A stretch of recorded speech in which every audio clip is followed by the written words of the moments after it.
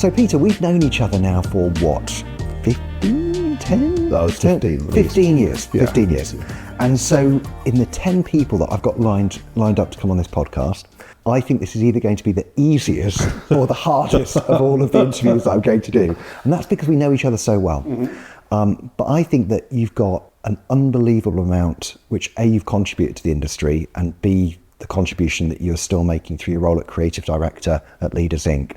And it would be fair to say, certainly from my point of view, that you were the original estate agency influencer before being an influencer was a thing. And so I guess just for people who don't know you, maybe the younger audience who haven't come to EA Masters, that haven't interacted with Property Academy or Leaders Inc., what was your context in terms of your journey in property? First of all, thank you for the very kind words, and also thank you for having me. Look, I was an estate agent for a very good reason, actually, in that I had a window of opportunity when I took my A-levels before the results came out. So I have taken 3 A-levels. That was as good as it was ever going to get. And I was very lucky to have an interview, in fact, a couple of interviews with estate agents. And that felt like from that stage of my life. So I was offered a job. And to this day, I always remain incredibly grateful to what is now Reeds Rains. It was Samuel Rains and Son in those days. It was a private company. I've been in estate agency and other related property sectors ever since, and for a number of years, Ian, even more than the 15 we've known each other. And then I joined a very progressive estate agency called Jackson Property Services and became Group MD of that business and grew it from a relatively small business into something quite substantial. And we sold out to the Halifax.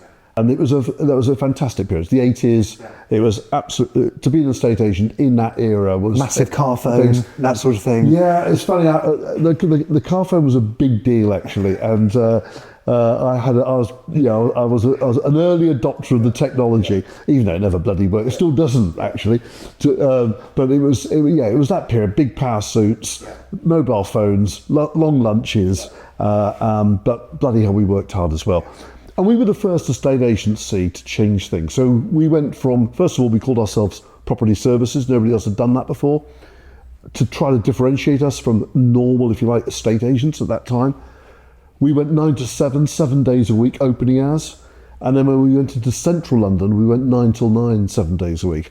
And our whole pitch, therefore, was based around the fact that we were available to buyers and others, but buyers principally, when it was convenient for them. And so to a seller, we could say, we're open for the buyers when the others are shut. And that helped us to substantiate our 2.75% average fee, which is what we charged. Our negotiation was between 2.95 and 2.75. That was the tolerance that we operated within. And then for a period, I became Group MD of Halifax Property Services. So I was responsible for the London and South East areas, about 120 branches at that period of time. But corporate life didn't really suit me back then. And why was that? It's already into the negatives here. Because simply the culture would clash. I was very driven, loved what we did as a business, believed completely, as I still do, in a meritocracy. Age, gender, background, education mean nothing to me. It's all about the individuals. And we gave people an opportunity to really, really fulfill their potential, which is what drives me now. And so Halifax was very corporate. It was a bank building society at that time. And they just could not get their heads around, estate agents operating as we did. So that's a hopefully quick enough potted version of my background. In terms of the state of the industry, as we sit here today, then you're, I guess, making a case that it's definitely lower paid than it was in the 1980s and 1990s, relatively. Yep. If you were in the business owner's seat as a typical SME business owner, maybe with anything from sort of 3 to 10 branches, what would you be doing to try and address that so that you could attract better talent? Well, I'm pleased to say we have members of Leaders Inc. as it is now. It used to be Property Academy, Leaders Inc. who are doing these things. So I can quote specifically from what I observe. I think the most important thing then and today, so there's an awful lot of talk about change and so on, but the fundamentals, the principles remain the same, okay? And the business of estate agency is absolutely, completely, you can drill it down to one moment, and that is what I call the marketing appraisal. All right. Everything else is secondary to that moment in time. And what I would be doing, and what I'm seeing happening now, is putting the appropriate people into that position. And this should be like your elite forces. You know, this is SAS, this is SBS, this is the elite. It's not just promoting a so-called neg up and off you go on a val, right? No. This is the moment where the business is won or lost. Yeah. And what I believe, therefore, is required is to recruit, train, develop people to be in that role. Now, back in my day when I started, the sort of key ingredient that a so-called valuer had was to know the value of the property. Information wasn't freely available. Land registry data wasn't available to people freely. You didn't know what a property had sold for. Estate agents did. And so, if you like, the value that you added as an estate agent to somebody thinking of selling was principally around being able to say to them and tell them a guide as to the value. Today, in the vast majority of cases, a homeowner has access to at least as much, maybe even more information than an estate agent does. And I say more because actually they will only be focused on their property and their environment, right? And so the property knowledge as such it has its place, but it's not what we became in my era. Was we went from being surveyor types valuers, which is sort of how I sort of entered, not as a surveyor, but that was the profile. I was lucky in the 80s; it became sales orientated. We were salespeople, proud of it. That's what we did. We would get you more money for your home, and we would get it sold faster. That was our mantra. That then evolved into marketing. And so suddenly sales was still there, but the marketing piece became the, if you like, the key factor. Why would you select one agent over another? It was how your property would be marketed, how it would be presented, how you would represent. Today, it's gone even more than that. It's almost presenter-led. There's almost a sort of a personality piece. You mentioned about influencer, I'm not so sure about that, but that is an awful bloody label, but that type, having somebody with or people with high profile, high energy, able to communicate enthusiastically, somebody you'd want to present your property, represent you, and your property is crucial today. And that's been the big evolvement. And we're still, I think, as an industry, recruiting for the wrong things and promoting and for the wrong things. I feel what we should be looking at is having people in that key role, in that frontline role, who are able to market really effectively, communicate really effectively, are persuasive, are able to properly enable a homeowner, whether they're letting or whether they're selling, to make the right decisions and to help to facilitate their need, which is to move on with their lives.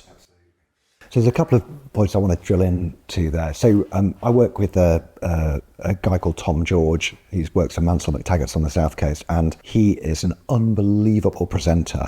Under 30, has 3 branches of that particular brand, and in my opinion, his superpower is his communication style on camera, and it is a different order to people of my generation. So it's amazing to see guys like that coming through, and because of that he's able to command a higher fee, and because of that he's able to pay his people an appropriate amount of money, and therefore because of that he can have the very best people in the living rooms.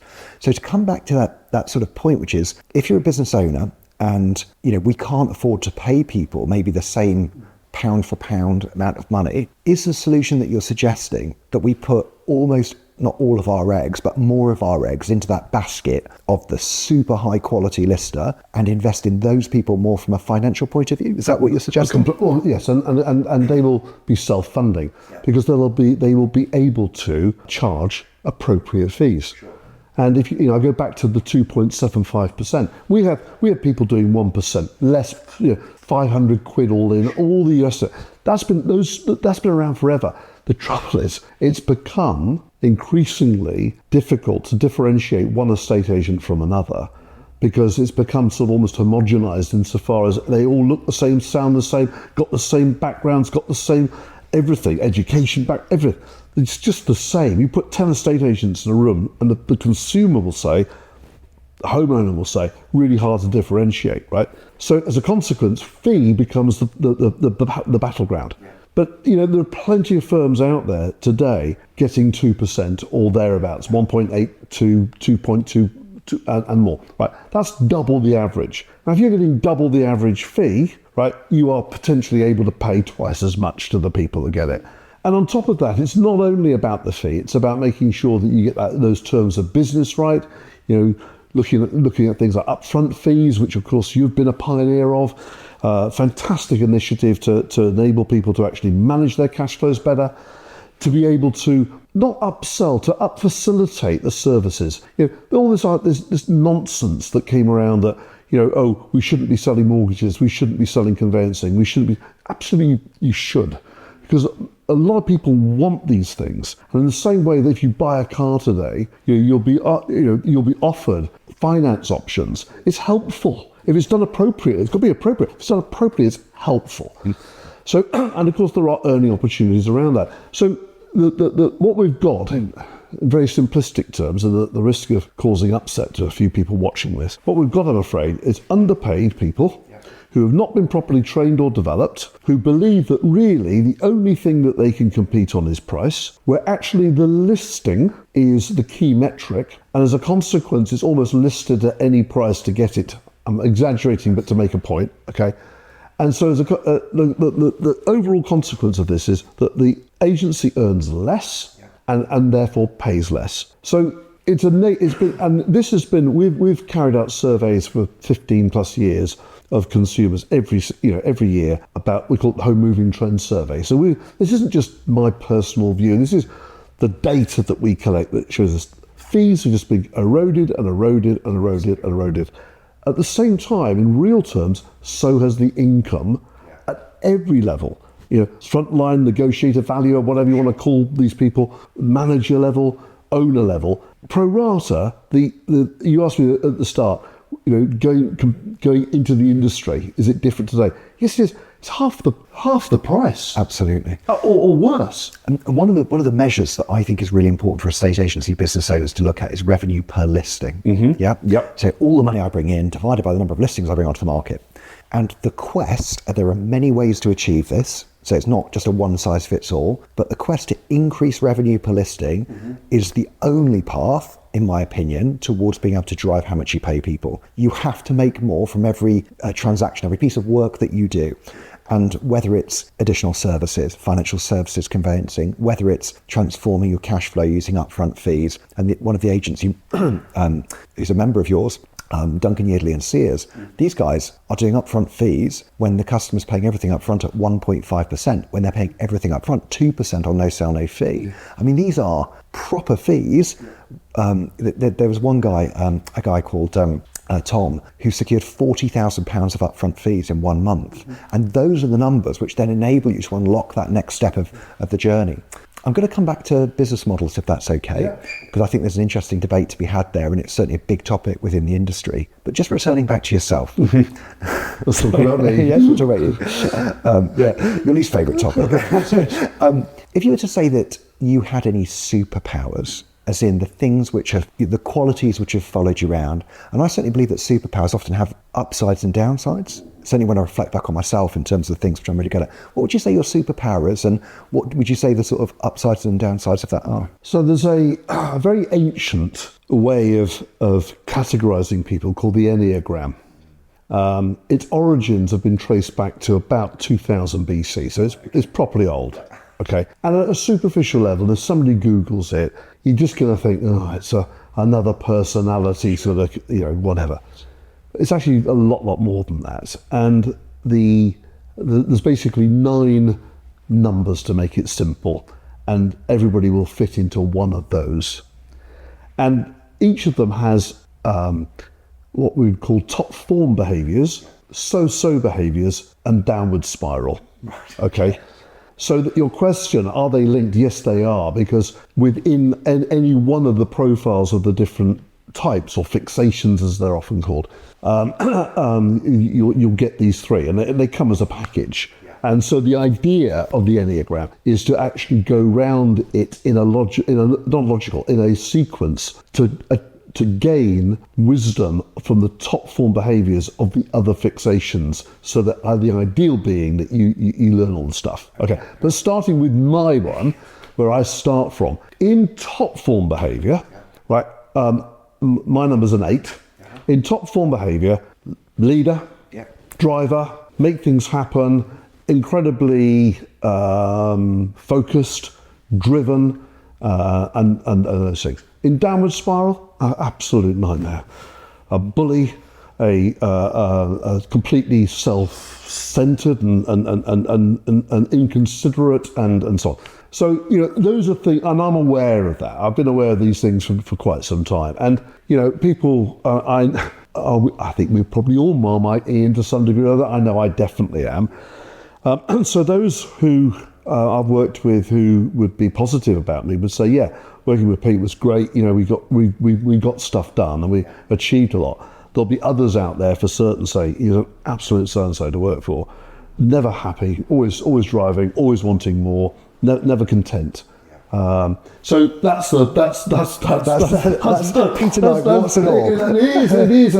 It is, and I was very fortunate to come across this concept some time ago, and I've spent a lot of time studying it, a very large amount of time studying it. And what's really interesting is actually going around. There's a sort of, there's a pattern to go around the different fixations and to learn. So for me, the number that I need to go to learn is to a 2. Okay. Now, a 2 in top form behaviour, you would describe her as almost being like a nurse. When she says, how are you, she actually means it, is caring and is properly, in downward spiral, becomes embittered because she's walked over and disregarded and abused and becomes almost sort of, spiteful about how mistreated she is. But for me, to learn that top form behaviour of being more considerate and more caring and more understanding and appreciative is a really and so basically you go round and pick up these top form behaviours, or you seek to anyway. And so hopefully, you become more rounded as a. But there's always a default, and an 8 is mine, unfortunately. Well, you say unfortunately, it just is though. Well, isn't it is. Yeah. And it's just the thing which has got you to this place for good and for real. Yeah. And one of the things which sort of surprised me when I looked at the numbers of the people who've sort of, listened to the first season of this podcast is that the biggest audience group are younger men in their 20s and 30s, if that makes sense. Fantastic. And when I reflect back to myself at that age, I was often trying to be something that I wasn't. Mm-hmm. Does that make sense? Because I was finding myself, I know that sounds a bit crap, but you were, because you hadn't really worked out what you were amazing at. You were trying new things. You were testing yourself in new situations, realising your shortcomings and realising the areas that you thrived in naturally, that you automatically gravitated to. And certainly that's the thing which I would say to anyone, when you meet someone like yourself who's had the career that you've had, is that ultimately you learn that you've just got to be true to yourself. And it doesn't mean you neglect improving yourself, but you play to your strengths. Don't try and make yourself. This is also terms to be authentic. Yeah. Right. I mean, it's just words. Being true to yourself. And actually, for the vast majority of people, being yourself is more than good enough. It's just you on a good day, right? It's you having had Barocca in the morning, right? It's you starting up and being full of vim, wherever you come from. I've got a theory about a lot of things. I've got a theory about age and experience. Yeah. So for me, the sweet spot, and it can, there's no, you don't wake up one morning. It's like Harry Enfield with Kevin the teenager that wakes up, right? You don't just wake up and it's evolving. But around about 35, you've accumulated enough life experience to be able to put you into a place of, well, if you've learned from it, of some wisdom. But you've still got fantastic energy. And at about 50 to 50, let's say 50, that energy begins to, not overnight, it's not a switch, but it begins to tail off a bit. Your bounce back ability is not as good as it was. 45 right? Is actually the age. Well, and you can extend these windows and you can do things. So anybody in their 20s and 30s, certainly early 20s, that's just how it's always been, right? And this idea of trying to be something you're not. If you are 25 years of age and you've had no real life experience, you might still be living at home. You've not even bought your own home. Never mind advising other people how to do this. That's fine. That's normal, right? But own it, and actually play to the strengths that you've got, which is unbelievable energy. And therefore, if you are not in that age sector turning up with this enthusiasm, the great thing about that age is that for many people, their target audience is their parents' age. So that you need to be paid for the isn't he a lovely chap? Isn't she a lovely young woman? Reminds me of my daughter or my son, whatever. And so I think it's that playing to your, not just your own inherent strengths, but playing, or rather leveraging what you have in abundance at the time that you do. Now, as you get older, you've accumulated more experience. Unfortunately, for a lot of people, Ian, all it is the same experience over and over and over again. Your diminishing energy, or your bounce back ability, your ability to be there for 12, 14 hours a day, which is what I used to do, which I don't do now, but I did. You can one offsets the other. But don't try to be an authority. Oh, I know exactly what it must be like to go through a divorce and how the kids must feel. But and you're 22 years of age. It's ridiculous.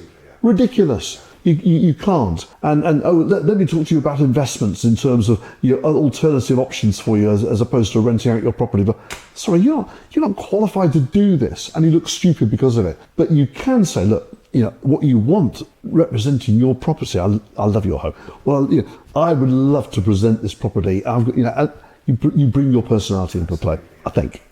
Well, listen, it feels like a great time to take a break. And when we come back, I'm going to ask you about your biggest business hit and your biggest business miss. Okay, So we'll have 2 minutes.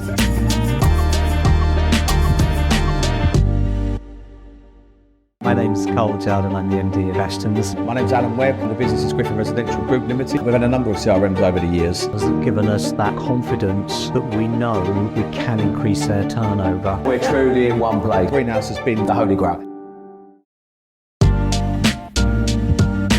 So Peter, to get started again, one of the things I'm really interested in from all of the incredibly successful people that I'm doing these interviews with is what you consider your biggest success from a business point of view, and then conversely, what you consider to be your biggest business failure. So should we start with success? Yes, why not? So for me, starting my own business was the single most important thing. And it's had several iterations, but just making that first step to actually say, I'm going to go and do this on my own. And I gave up a very, very well-paid job, Ian. In the last year that I was employed as an estate agent, I had a basic of 150. I was earning potentially double that. This was in the 80s, late 80s. I had a 911, nice house, all the rest of it, but 80s, fantastic times. And I gave the lot up to start on my own, and people thought I was bonkers, and they may be right. But I just knew that I'd got as far as I was going to go. I couldn't go any further in an employed situation. I was on the most fantastic deal, as it were, and package and so on. But there was something in me that just said, no, you need to take that step. And so I went all in and mortgaged the house and put it up as security for the business I started and took some risks. But I always knew that back to that point we made earlier about being true to self, that was my moment to do that. And so along the way I've had lots and lots of good moments. But you wanted some bad, and I've had some real bad ones as well. One of the worst ones actually came after we sold JPS. So Jackson Property Services sold for an truly eye-watering multiple. My net proceeds from it was relatively small, still 6 figures, but it was relatively small compared to the other boys. We got 25 times EBITDA, right, which isn't happening again, I'm afraid, right. And it was an incredible period. To do that. The trouble is, not just me, but the three of us, my former business partners as well, I think we believed that we had the Midas touch. And so we opened up a business in Spain. We were all, Alan in particular, was a very keen golfer. He owned a property at La Manga Club. I was down there a lot. And so we opened up an estate agency. And long story short, I'll never forget this. We spent $250,000 on an advertising campaign. I think we got less than 10 inquiries off the back of it. We probably did about £500,000, which was really painful. I mean, properly painful at that point in time to lose that amount of money. But the big lesson from it was that, success in the past is no guarantee of success in the future. And I think that we'd forgotten perhaps some of the things that had made us successful, and some of and we just had probably an arrogance that we thought that we could achieve anything, anywhere, in any way, and that's not true. Well, indeed, and I've certainly learned lessons like that myself. That same one where you sort of start to believe your own bullshit in the nicest possible sense, where you believe that you are the secret sauce and that you can make things happen, and everything else, hit a number of home runs, and then you're thinking the next one's going to be a home run. And Jim Collins, who I've had the good fortune to meet and learn from, who wrote Good to Great, Beyond Entrepreneurship, Built to Last, many other excellent books. But he had this idea of what he called a Category 5 leader. And he suggested that the fundamental ingredients of a Category 5, the highest level of leadership, the most effective leaders, was having this balance of hunger and humility. And when you start out with nothing, right, you are really hungry. Okay, so that's not an issue, right? But you're also quite humble because you've got nothing to boast about. You haven't done anything, right? But what tends to happen as you get more successful, and for an awful lot of people, is their appetite, particularly for risk, diminishes. They start to get into protective mode, and they have less something they're gone for, a new idea, a new initiative. Like, well, it costs a lot of money. I don't think I'm not prepared to invest that. But not only that, but their humility, unfortunately, reduces, where they start to believe their own bullshit. And they start getting pandered to by the people that they've employed, who treat them in a way that is completely ridiculous. And so you end up in this situation where you've got a diminishing appetite and a diminishing humility, which is replaced by arrogance and other negative characteristics. The best leaders are those who are able to retain those two things. They're always hungry. Carl Judd of Ashton's, for me, is one of the best examples of this. You won't see Carl at every event talking about this, that and the other. You won't see him posting every day photographs of himself and look at me, and it's just not what he does, because he's got humility. He almost doesn't believe that he's anything like as good as he is, and he is seriously brilliant. But he's also got the appetite and the hunger to appropriately channeled. He's of all the estate agents that I've met, he would be the first person I think of when it comes to who is a Category 5 leader that has hunger and humility. And our biggest mistake, wasn't actually lack of appetite. We were still hugely ambitious. We had that, but it was actually we just got arrogant. We just thought we would automatically succeed. And are there any specifics where, when you look back at that marketing campaign or that decision to go into that business, where you look at it and go, well, that, if I had my time again, that was the decision we should have made differently? Well, we just didn't research the market properly. I mean, we had Alexander Phillips at the EA Masters a few years ago. Alexander is the most successful estate agent in Australia. How did I make that claim, or he make that claim? Well, it's dead simple, because they publish how much money they make. Yep. Which is a rather crude metric, but you know what? It's not a bad one if you're in this game. And Alex's personal listings and sales, when we brought him over about 5 years ago to EA Masters, at that time he'd made $10 million from his personal listings and sales in 1 year. $10 million. By the way, this year it's 15. Okay.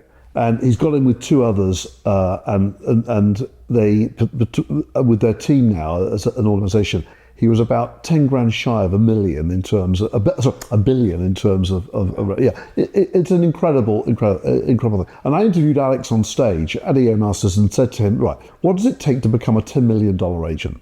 He's unbelievably focused, incredibly driven individual, and he just turned around, very matter of fact. He said, well, the first thing you've got to do, he said, you've got to be operating in an area where there's $10 million of business to be had. Which sounds incredibly obvious, but we went into La Manga pumping hundreds of thousands of pounds into this business. There wasn't hundreds of thousands of pounds to be had. We didn't do our research. We had rose-tinted glasses. We love the place. Everyone's going to love it. We'll spend money. We'll get them all that. It was naive as anything. And that same issue we see often agents repeat when they open up in locations. And when they go to close offices, they go, why did you open there? I went to school there. Or, it was the next town, as if that's got some logical sequence to it. So what? Yeah, absolutely. And in the old days, it had a relevance because of media. If you were buying a page in a local newspaper, where's the coverage? Yeah, but those days are long gone. And with digital marketing, you're no longer confined, or not really confined from a locality perspective. So anyway, we made that classic mistake of thinking that we could do it. We didn't research it properly, and it was it was a very painful lesson, but it was a valuable one. Yeah, super interesting. So one of the things I've been doing to sort of share with listers who are adopting flexible fees has been to interview listers who are enjoying success. Mm-hmm. So I've done some video interviews with probably 5 listers now who've been doing north of £20,000 a month to work out what's the commonality between these listers. And when you mentioned the Alexander Phillips thing, I was sort of slightly reminded of this.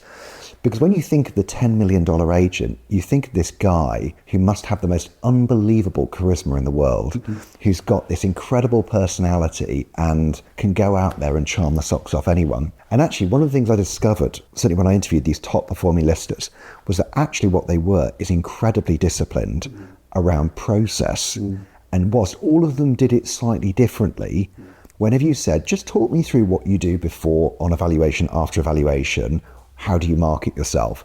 Every single one of them with total confidence was able to describe exactly how they did it every single time. Please repeat. And it was amazing. Yeah. Whereas when I talk to what I would classify as less successful listers or the listers who don't want to adopt this, oh well, I just go and I do my thing. There's no detail behind it. So both categories, in my experience, both categories of people do the same thing. In other words, they repeat. It's just what is their formula, So Alexander Phillips, every single Saturday. So Saturday is the big day in Australia to sell property. Every single Saturday, without exception, he starts his day by having a one-on-one coaching session. Right, so he's in the zone. I think I told you he's being coached by Josh Fegan in this, isn't it? Yeah, which is remarkable. Yeah. So he's not coaching other people. But in the same way, I think I told you before, Ian, some years ago when I lived in Wimbledon, I rented my house out for Wimbledon tennis, and a certain bloke called Roger Federer rented my place. And afterwards, when I came back, I asked my housekeeper who was looking after the house and what have you. Housekeeper sounds very grand. Yeah. I love it. He used to come in and wash my socks. Poor fatter. And I said to her, what were they like? Because he was there with his wife, and she said, oh, he was lovely. She, not so much. Yeah. And I said, she said, he was a very unusual man, Peter. And I said, oh right. Yeah. And we went through all sorts of things. So, for example, he had an Indian takeaway every single night, without exception. Indian takeaway. I mean, bizarre. The fridge was loaded with chocolate and cream and dairy. His diet was curry and chocolate and sugar and cream and coffee. He had to have a special barista machine brought in for. But when it came to the business end of things, when he wasn't playing tennis, Fatima said, oh, you just watch videos. And I said, maybe tune out. So what were the videos? They were the videos of him playing tennis. And every morning he had 3 coaches stay in the house. So he and his wife were there, 3 other bedrooms with 3 different coaches.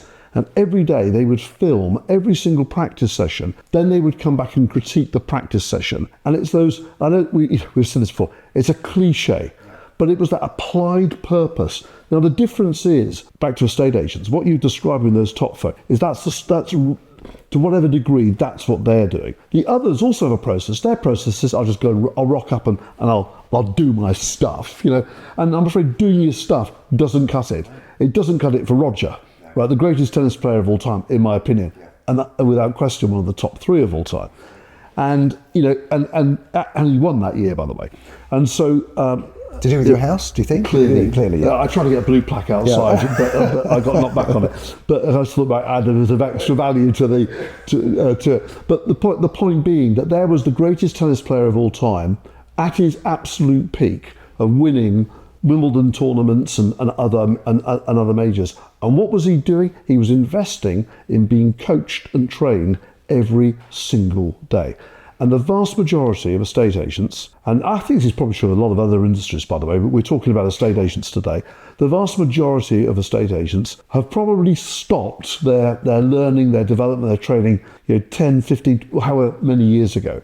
And they're accumulating experience, but they're not applying focused attention to it. And one of the things that which I used to do, I don't do it anymore, but when I used to coach people in the front line, I just used to ask them to record their marketing appraisals, which of course today is so easy with the phone technology. So just hit the record button, you go in and then play it back afterwards.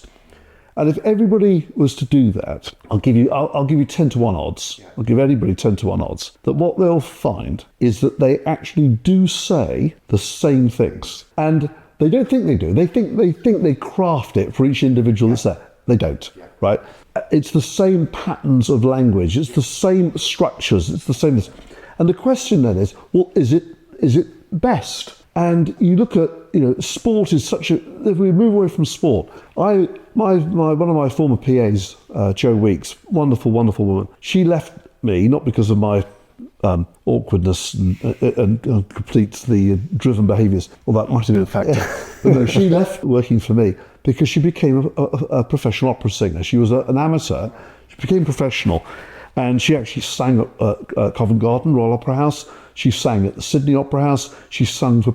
He was then just playing Prince Charles, Prince of Wales, for one of his things. She had a fantastic career as opera singer. She was going and having vocal training every single week when she was operating at her peak. So even though she could perform these incredible arias and pieces, she was being trained in it. So you take anybody that's elite at anything, they're always learning, they're always seeking to improve, they're always trying to get that extra bit, that extra edge, whereas the vast majority of people think they don't need to bother. One of the books which you referred to me a number of years ago was the Culture Deck book, basically modelled on the Netflix Culture Deck. Yeah. And one of the lines in that particular Culture Deck, and people can find it online, is this idea that we're not a family, we're a professional sports team. Yeah. And, the professional sports analogy is so important that each lister, which, you've identified as the most important role within the business, is going out each and every day to perform in a competitive environment with a purpose to try and win. Mm-hmm. And if you have the mindset that I'm not going to constantly seek to improve by getting other people to criticize me in the pursuit of becoming better, then you are going to be stilted, you are going to plateau at exactly the level you're at now. Or you might be able to self-teach a bit, and the experience might give you a slight upward trajectory. But actually, I would argue that as you hear more and more objections, you will actually start to tail off. Always. And actually your performance will dip, and you will start to believe that it's no longer your fault, and it's the fault of the market, the fees, the competitors, the online agents, the self-employed agents, blah, blah, blah. I don't, because we're not doing personalised video tours, therefore we're losing, and it's not my fault. And I've over the last year, I've trained 500 listers to do flexible fees. I counted it up the other day, so 500 I've now trained. And so it's given me a renewed insight into that world and the difference between those people who take an idea and they're used to trying new stuff, and then those who have done it that way forever. And the only way we can sell is by no sale, no fee. And I'm telling you right now, those agents out there are going to die. And if I was one of the business owners looking at someone with that mindset, I would not have them in my business. So I'm conscious that time is not our friend. And there's a couple of other things I'd just love to touch on, if that's okay. So one of the things which is a huge topic in the industry is about models. And I'll give you a couple of examples. So EXP, and I'm going to be doing an interview with Adam Day over the next couple of days, is now, by some measures, the biggest selling brand. So it's not the biggest selling company, but it's the biggest selling brand in the UK in 2025, which is a huge achievement with 800 agents now. So that is a massive achievement. So you've got self-employed growing at a really fast pace.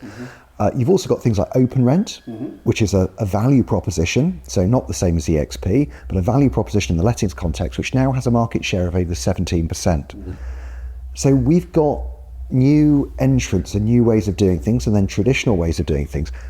If you were starting again and you were about to launch mighty 90s estate agents, and I'm sure branding's your thing, not mine, but if that's the way that you were going, how would you do it?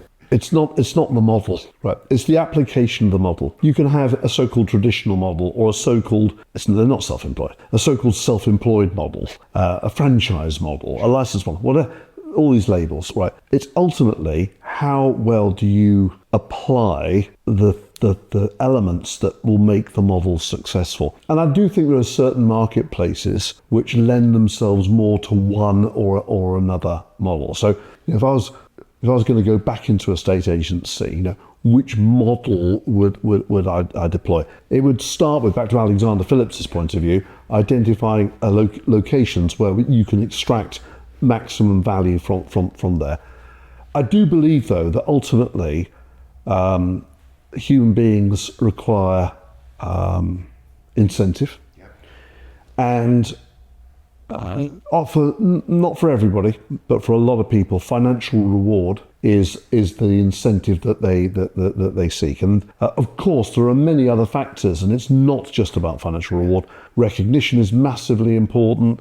Opportunities to grow and learn and improve are important.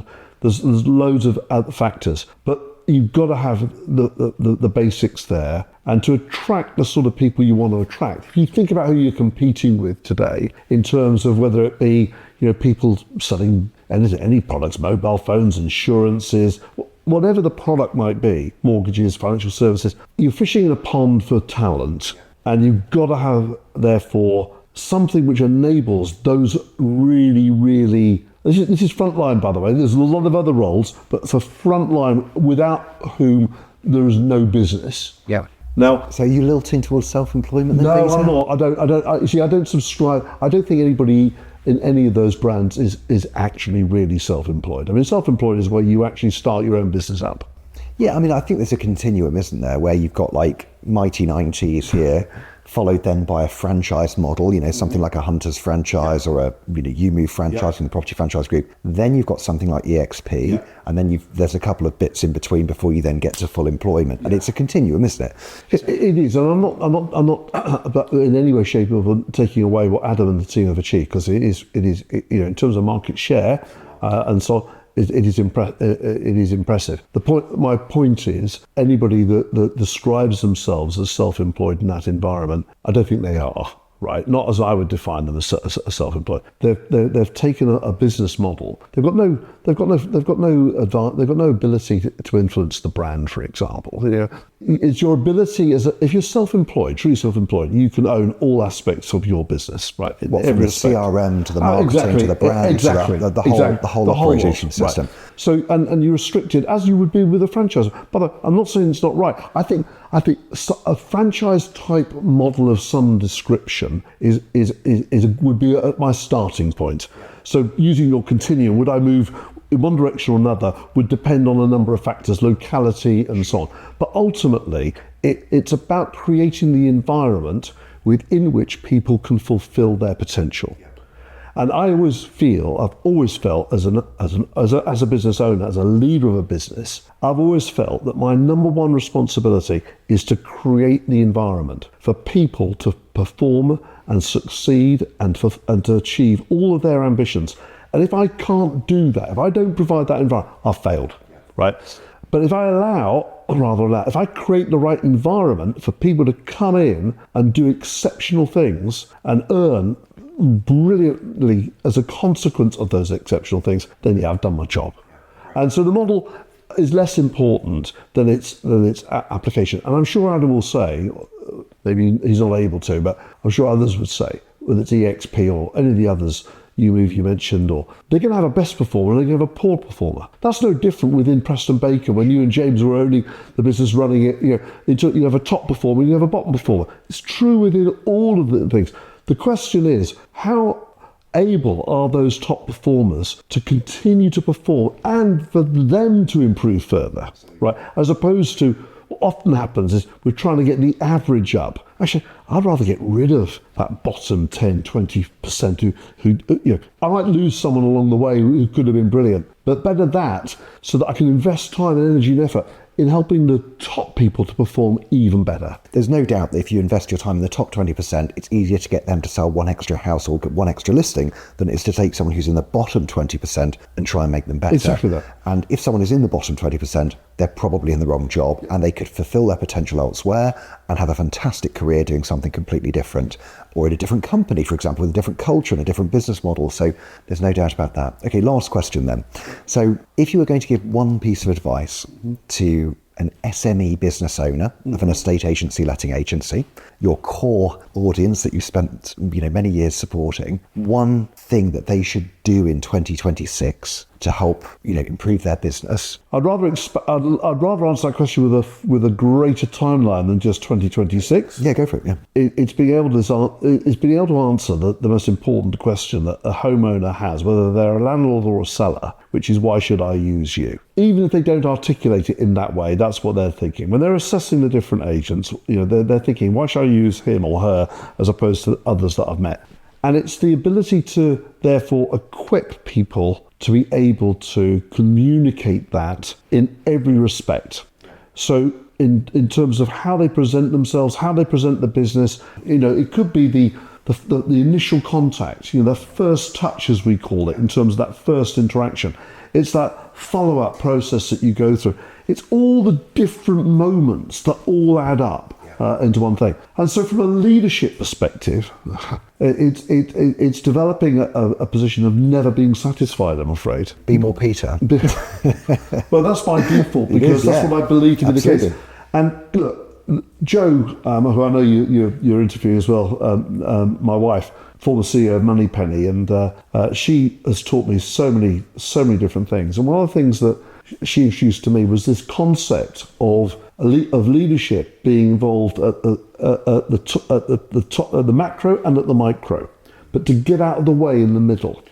So setting the big goals, getting clear about the brand, getting clear about all those things, and drilling down into the tiny detail. That social media post has a spelling mistake in it. I don't like that photograph. We've got better ones that we could do. That was slightly off. This is just this week's critiques, right? We're already on Tuesday. Getting into that micro, but getting out of the way in the middle, allowing people to get on, and so providing clarity, providing them with the right tools, the right equipment, the right support, and all the rest of it. Right. But it's top bit, macro and micro management. And some of our team, most of our team love the top bit. They love the clarity. There's no ambiguity. They know exactly what we're seeking to achieve. Some people have not enjoyed the micro. Yeah. And both Jo and I are very similar in this, that we will dive into the micro.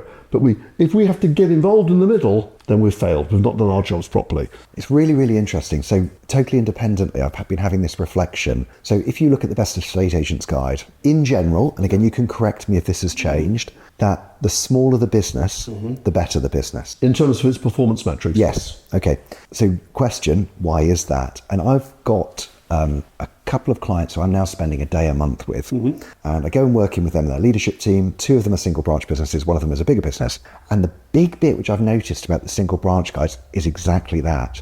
They are getting into the wording of the messaging and exactly what words are used. Whereas if I looked at myself critically, when the business got to be a certain size, I did the top bit, but I didn't do the micro.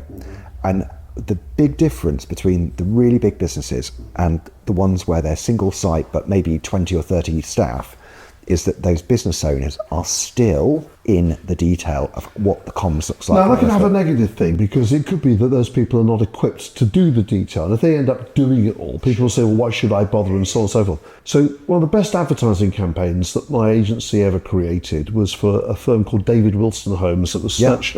That's right, by Barrett's. It's done Barrett, absolutely. And the advert that I always remember that we ran was an image of a teenage girl, maybe 18, 19, 20, that sort of age. The copy read, 2 a.m. in the morning, Jessica was really pleased that her parents had bought a David Wilson home. And it had her clearly having had a big night out, shoes in hand, walking up the stairs. But the copy went on to reveal that the stairs of the David Wilson home hadn't just been glued, they'd been glued and screwed. Right. So they wouldn't warp, and therefore the staircase wouldn't creak, and therefore Mum and Dad wouldn't hear her getting in at 2 o'clock in the morning. And that was one in a series of maybe 50 different components. And the campaign was called Little Details, Big Difference. And it's one of the pieces of work that I'm most proud of in terms of the output from our agency, because it was really well thought through. In the trouble with the little details, particularly in a new build house site they weren't obvious. By the time you got a carpet over the stairs, but you'd know 3 years later when the gaps had started to appear and so on, and the creaks that go with them. So I think that therefore it's the owner that is diligent around the little details and cares about them, not having to rewrite the copy because they may not be best placed, but can go, hang on a second, I'm going to question that. Is that the right tone? Is that the right brand? And equally, and most importantly of all, catching people doing things right as well. And by getting into the detail, you're able to go and say to somebody, I really like that piece of work that you've done and genuinely mean it. And they know, they absolutely know, because there'll also be a flip side if it wasn't, that when you say that, and the great thing is you've got great people, is you're probably saying, that was fantastic, love that piece of work, that was really amazing, 9 times to the one where you're going, can I just question what's going on with that, or and so on. So it's about getting that balance right. But I think it's retaining that, and also the customer experience piece, listening to what the customer has to say. Branson was brilliant at this. Branson, his people used to refer to it as Richard's survey of one, where he had come back having spoken to a customer and heard a dozen different things for improvement, and the team would go, oh, he's been chatting to customers again. Well, yes, he has, because he's listening to what they say matters, what's worked, what hasn't worked, what would they like to see differently, etc. And I think that is, for me, the characteristic, back to that hungry and humble piece, is where the leader is there, yes, for big picture stuff, but is also prepared to really get into the detail of things as needed to help people to understand the importance of the delivery, because ultimately all of this means nothing if the execution isn't absolutely brilliant. Yeah, 100%. So I think that would be my big drum banging for 2026. Great. Okay, big picture, pay attention to the details. Yeah. Great stuff. Peter, thank you so much for being generous with your time. I much appreciate it. Thank you, mate. Really good. Right, Thank you. Cheers.